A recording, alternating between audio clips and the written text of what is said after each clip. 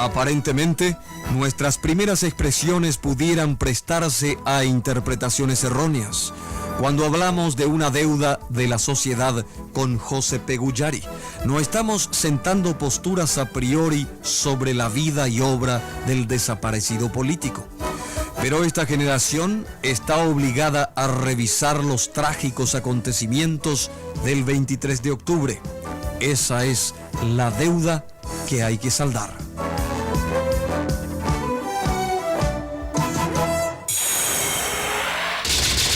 Los hechos del 23 de octubre hay que comprenderlos dentro de la dialéctica que condujo a la Guerra del Chaco. En el Paraguay se hacían esfuerzos para armar al país. La población sabía que se venía la guerra. Había dos tendencias marcadas dentro del gobierno. Una que ya se había convencido de la inevitabilidad de la guerra y se preparaba para ello. Y otra tendencia que pensaba aceptar ciertas transacciones. Justamente el acontecimiento de octubre apuró esa voluntad paraguaya hacia la defensa del Chaco, hacia la afirmación de los derechos del Chaco. Ya desde el 23 de octubre fue imposible cualquier transacción, por ejemplo, la cesión de Bahía Negra o algo por el estilo. Coste que yo no le culpo absolutamente de nada al presidente Guyari, quien prosiguió con los fondos propios del Paraguay sin endeudar el país, con este proceso de armarlo y de prepararlo para este acontecimiento trágico de nuestra historia, que fue la Guerra del Chaco.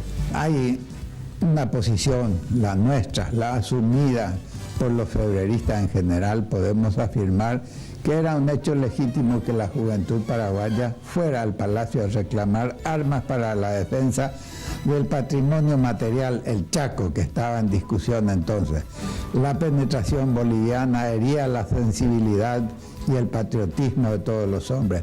Los jóvenes, más despiertos desde luego en cuanto a los sentimientos, reclamaban la defensa. Y así lo hicieron. La comprobación de que aquella no era una protesta vocinglera y nada más, sino que era un fuerte sentimiento de patriotismo, se demostró con los 3 años de guerra, en donde los estudiantes participaron como oficiales de reserva y marcaron las líneas más extraordinarias de patriotismo, hazaña y hasta de algunos gestos que constituyen hoy la leyenda de la Guerra del Chaco. En el Paraguay existía el problema de la ocupación cada vez más acrecentada de Bolivia en el Chaco paraguayo. Y había un sentimiento en el país de defender el Chaco paraguayo. El gobierno de entonces, que estaba organizando la defensa por dos circunstancias, por ese estilo austero que manejaba y por secretos militares, no contaba la compra de armamentos de Paraguay. Había un sentido pacifista en el gobierno de encontrar las soluciones necesarias y resolver el conflicto del Chaco por la paz. Pero independientemente de eso, por si hubiera necesidad, el país se iba armando. Y la opinión pública no estaba suficientemente informada como no lo estuvo nunca, hasta que estalla el conflicto. Desde ese punto de vista había una cierta conciencia generalizada en sectores urbanos de Asunción de que el Paraguay no se estaba preparando para la defensa del Chaco y tenía una política débil. Pero por otro lado también había sectores interesados que querían aprovechar un tema de la política internacional, que es lo más innoble en la política, y de ese modo desprestigiar el gobierno de José Peguyari. Los dos factores confluyen de ese modo. Documentalmente está comprobado de que el gobierno de José Peguyari continuó la tarea del gobierno del doctor Eligio Ayala en los preparativos de defensa de la Guerra del Chaco. Autores no liberales, inclusive hoy nos demuestran de que el gobierno siguió gestionando la compra de armas, el adiestramiento de hombres y un sinnúmero de actos buscando. Lo que ocurría es que a la voz pública, dentro de la opinión general, no se podía hacer ninguna propaganda para evitar anticipar los acontecimientos. Y los acontecimientos más importantes son el 22, como ya referimos, la manifestación frente o sobre la residencia del presidente de la República en pleno centro, Manuel Domínguez y Yegros. La casa del presidente fue apedreada y ya la gente se sabía, se preparaba, ellos anunciaban que al día siguiente la manifestación iría hasta el Palacio de Gobierno. Acá lo que cabe resaltar como una verdadera negligencia del gobierno, de su dispositivo de seguridad, ni el Ministerio del Interior ni la policía tomaron medidas, por ejemplo, para bloquear las bocacalles. Y los manifestantes, cada vez más exacerbados, se llegaron libremente hasta los jardines del palacio e incluso llegaron hasta el acceso mismo, hasta la gran escalera del Palacio de Gobierno. Bueno, y justamente esto es por la libertad que había, querido historiador Benítez. Usted ya no está acá entre nosotros, pero desde alguna estrella nos estará escuchando. Por supuesto, había mucha libertad en esa época, mucha libertad. Y no es que Paraguay no se preparaba, Paraguay se estaba preparando. Por eso se ganó la guerra, por eso llegaron las cañoneras, las únicas 2 cañoneras de guerra fluviales, que eran las más modernas de aquella época, encargadas por el gobierno de Eligio Ayala para que se construyeran en astilleros italianos. Por eso llegaron las cañoneras. O si no, ¿cómo se entiende que llegaran las cañoneras? Por obra y arte del Espíritu Santo. Lo que pasa es que antes no había ni crónica, ni popular, ni los chismes, como ahora, que se sabe a qué hora entra al baño el presidente, por ejemplo.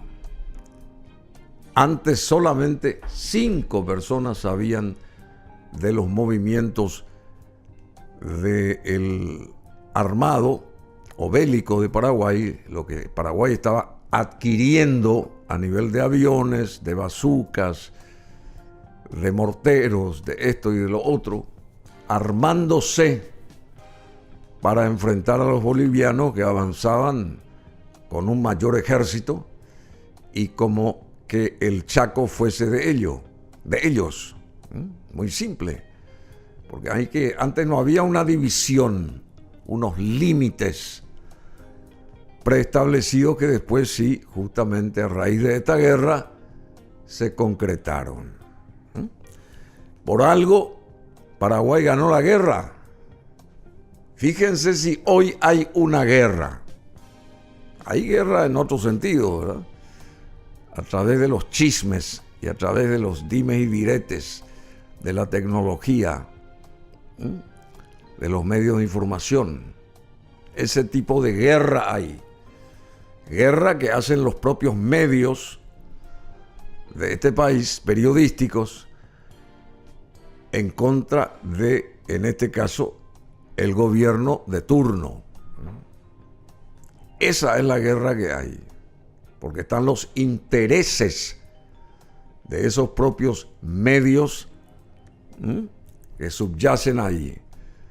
Entonces los periodistas tienen que acompañar esas ideas, esos ideales de ciertos medios de comunicación. Con esto yo no defiendo al gobierno, pero es una realidad. Es una realidad. Y estamos siempre en el círculo vicioso, tropezándonos con la misma piedra y no vemos el bosque. Estamos siempre frente al árbol. Y por supuesto que después vinieron los colorados, después de la sucesión de exitosos gobiernos liberales,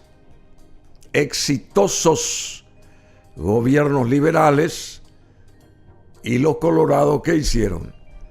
Empezar a bajar la caña, a tapar lo que no se podía tapar, pero sostuvieron que fue pecaminoso lo que pasó un 23 de octubre con 11 personas que fallecieron y saliendo ahí el propio presidente de la República, José Patricio Guyari, a decir: paren, ¿quién ordenó esto? Él no había ordenado. Él, el presidente, no ordenó eso. Era la guardia del palacio profesional de esa época que advertía a la gente de la oposición que se escudaba detrás de estas chicas del colegio normal, como bien relataban acá los invitados de aquel documental o de este documental, muy bien elaborado, y hace 30 años más o menos que hicimos esto, y nadie respetó lo de la guardia, porque ahí no habían rejas. El palacio, el entorno era así como el que tenemos ahora, ¿verdad? Y empezaron a avanzar y avanzar y avanzar, y por supuesto, ¿qué hace la guardia? ¿Le da chicle yum yum? ¿O caramelos? ¿O frescales? O no sé cómo se llaman ahora las cuestiones que uno compra para tener algo en la boca, dulce. Entonces tuvo que abrir fuego. Y ahí cayeron 11 personas, lastimosamente. Y ahí esa manifestación estaba plagada de febreristas, de comunistas. Ahí en ese grupo se ve a todos ellos, de ciertos colorados, etcétera, etcétera. Y bueno, después vino Eusebio Ayala, y con todo lo que pasó, ganaron los paraguayos la guerra. Del 32 al 35, en el 38 en Buenos Aires se firmó la definitiva paz. Pero todo partió del 23 de octubre de 1931. Quisieron echar al gobierno de entonces. ¿Y qué hizo el presidente? Abandonó su cargo y se puso a disposición del Parlamento, señores. Y ahí estudiaron su caso, salió absuelto de pena y culpa, fue nuevamente al palacio a terminar su periodo. Esa era la democracia de aquella época. Acá la gente, las autoridades roban y siguen en sus cargos y en sus puestos, de todos los colores, ¿eh? Fíjense si eso pasaba antes. No existía. Por eso pudieron mandar a hacer esas 2 cañoneras que costaron mucha plata. Porque como hoy dice también Bukele, como un personaje del presente, si no se roba, sobra la plata, o por lo menos alcanza para lo que haya que hacer. Pero como acá todo se roba,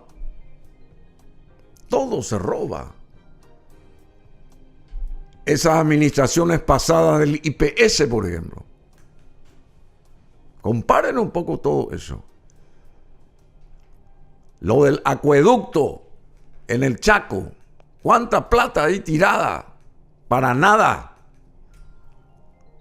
Y así sucesivamente.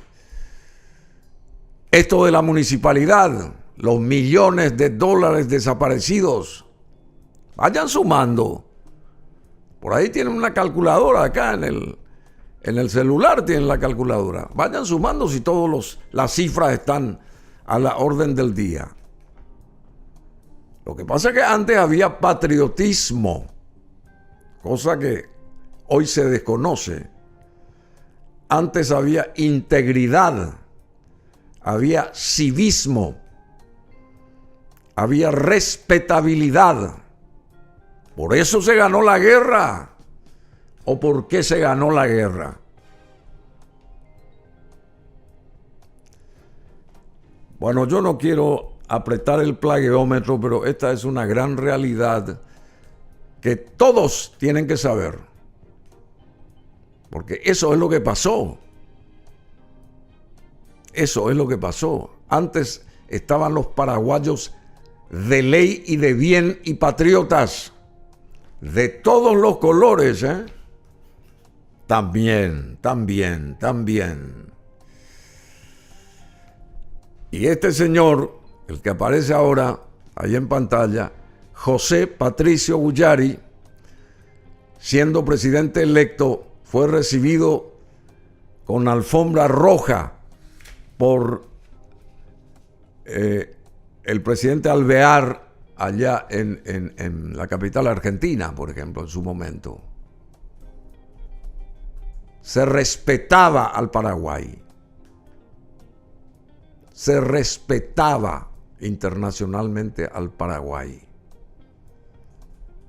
Así que muchas cosas cambiaron, demasiado cambio hubo desde aquel entonces hasta el presente.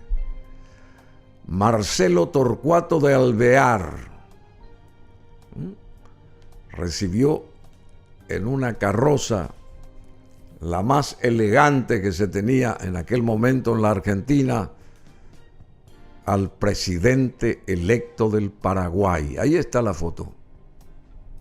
Ahí está. No es que yo estoy diciendo lo que se me ocurre. Ahí está.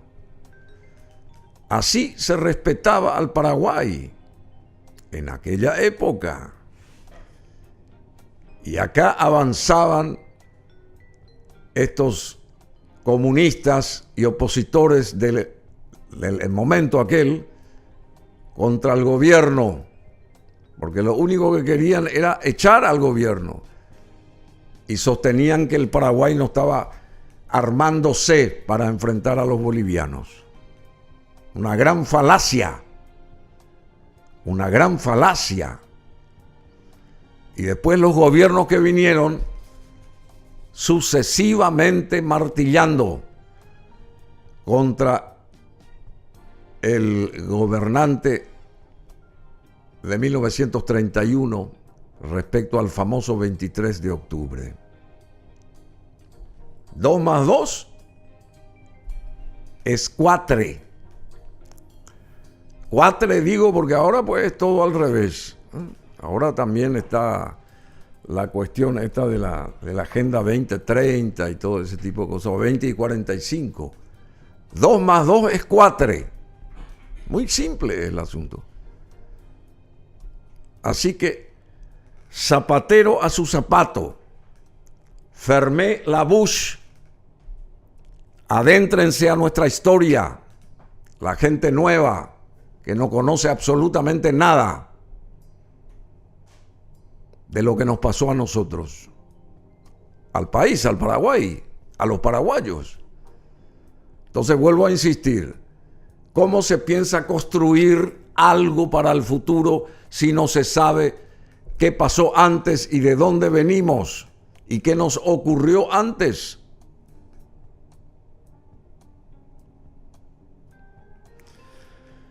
¿Ok? Somos BM Online. Conectate con nosotros.